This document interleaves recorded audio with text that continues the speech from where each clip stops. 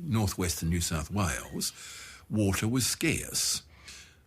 And so both the Europeans, usually with their cattle, and the Aborigines depended on the same water. So conflict was almost inevitable. But not all their encounters were violent. Major Thomas Mitchell made expeditions here in the 1830s following the course of the Darling River. And we know from his journals that he traded metal weapons with Aboriginal people that he met along the way. For example, he wrote, "I gave to one man a piece of my sword blade and to another a tomahawk, which he carefully wrapped in the paper in which I had kept it, and he seemed much pleased with his present." We certainly know that many European artefacts were traded back beyond the frontier, sometimes long before the Europeans arrived.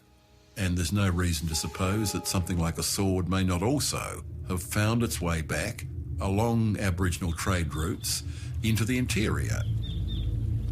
The idea that the injuries were caused by a metal blade is an intriguing one, and certainly metal weapons were introduced at the time of European settlement. But in this case, it doesn't necessarily mean it was wielded by a white settler. Determining the age of the skeleton is crucial. If Toorale Man died before the arrival of Europeans, the question of whether the weapon was stone or steel should be solved.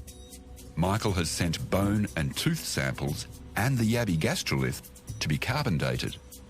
Carbon-14 dating won't give us an indication of what decade he died, but it will tell us if it was in the last couple of hundred years.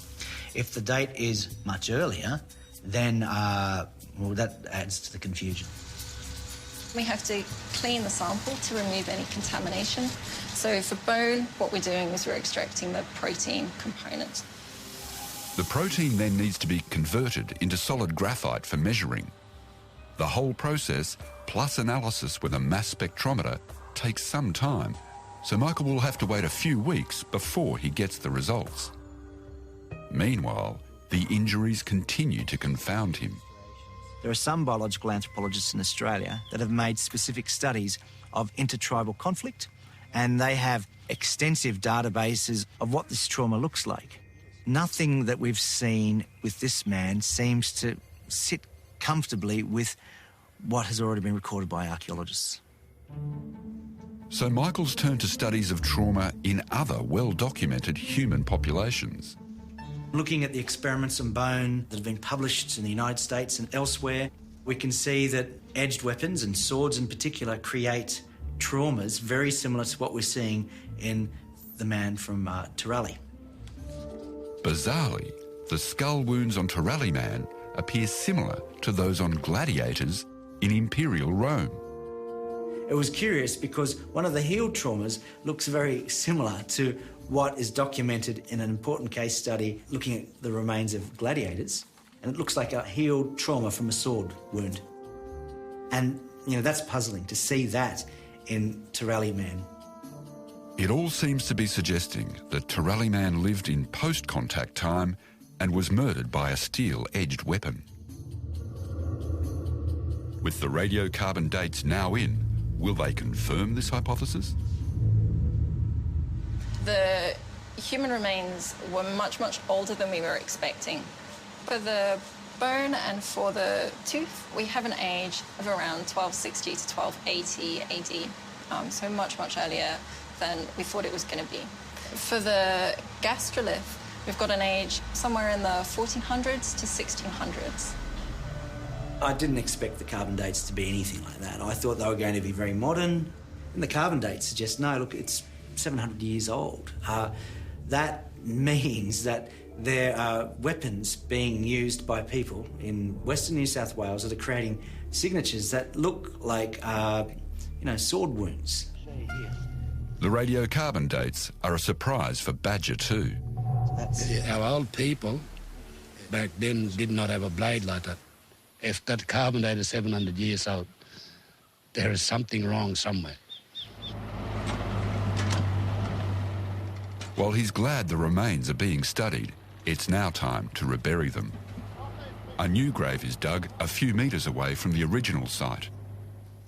Badger sees good signs they're in the right place. The face there, And the tree up there. Oh, see it? Yeah.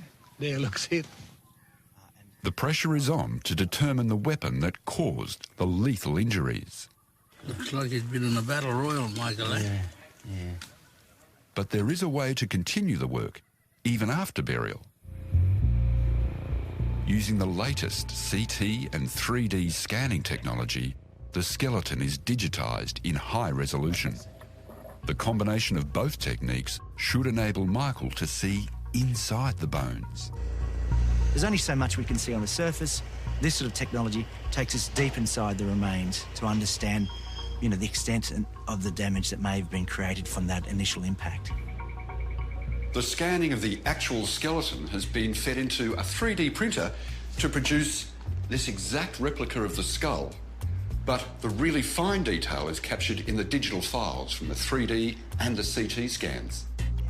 This sort of information you may not document in the field. By doing the 3D scanning, bringing it back, we can now look at the angle of orientation that the blow came from that struck this man in the face. We can take a plane through the top, we can work out the angle of the blade striking.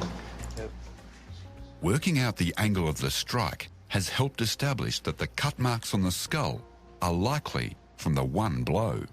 They are around 170 millimetres in length. So that's a fairly long edge that's created that trauma. And it's the sort of length we'd expect from a sword or a sabre or something like that. Digital images provide a picture of the internal surface of the skull, revealing more about the radiating fracture visible on the surface. That's the internal surface of the frontal bone. Yep. And we can see that there's no sign of that same fracture. So it looks like it hasn't extended into the internal surface of the skull. So it looks like it wasn't a really heavy object that created that impact. The scans reinforce the theory that the cuts were made with a long, sharp, light blade. And swords were a feature of frontier weaponry until the late 19th century. Swords would certainly have been carried by early exploring parties in that part of New South Wales. But the idea that these injuries were caused by a steel sword is contradicted by the radiocarbon dating. It showed the man lived and died well before the arrival of Europeans and their weapons. If it is before that, then there is a great mystery. What was a metal weapon doing in that part of New South Wales, a long way away from the sea? It's really puzzling. What's created such a deeply incised trauma, something that seems to be mimicking a steel-edged weapon? After all this investigation, Michael is left with a paradox. But there's one more dating test he has yet to try. Optically stimulated luminescence, or OSL, dates sediment, not bone. In this case, it's the sand that filled the skull after burial. Quartz grains trap sunlight, and by dating these individual quartz grains using luminescence dating techniques, you can measure the last time those quartz grains were exposed to sunlight. It's like there's a clock in every sand grain. And when the OSL results come in, they confirm this is not a recent burial. The sand has been in darkness, hidden inside Toorale Man's skull for the last 500 to 700 years. This confirms what the carbon dates are saying. The luminescence age tells us that the soil infilled that skull well before Europeans were in this country. So it really does rule out that this individual was killed by a sword. But what caused the cut marks remains unsolved. Could something made of wood actually be responsible?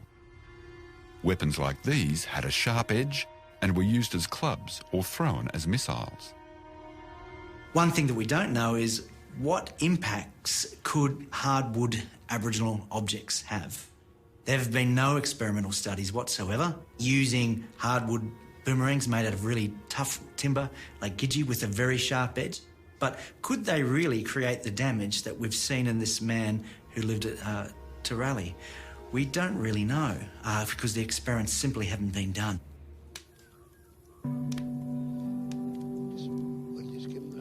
Further analysis of the injuries may continue. But for the Barkindji mob, it's time for this man to be laid to rest again. I made a promise to this person that I'd look after him and I'd come and I'd tell you for where he was. They've gathered for a traditional burial ceremony and invited the scientists and National Park staff. The bones are carefully laid out in the same way they were found. If they treat him with respect and do it like this man is doing it, I don't see a problem with it. After a brief time in a different world, the man they bury leaves behind an enduring mystery and a deeper trust. I feel really privileged to have been given the opportunity to study this individual in such detail because it isn't a common occurrence in Australia. That means you gotta sleep, my brother. You've been good to us. There's still a lot of sensitivity and a lot of concern among some traditional owners about this sort of research. But in this instance, the work has been driven by the community. I found him. I will put him back in the ground, let him rest in peace, and no one will touch him again. That's the promise I made to him.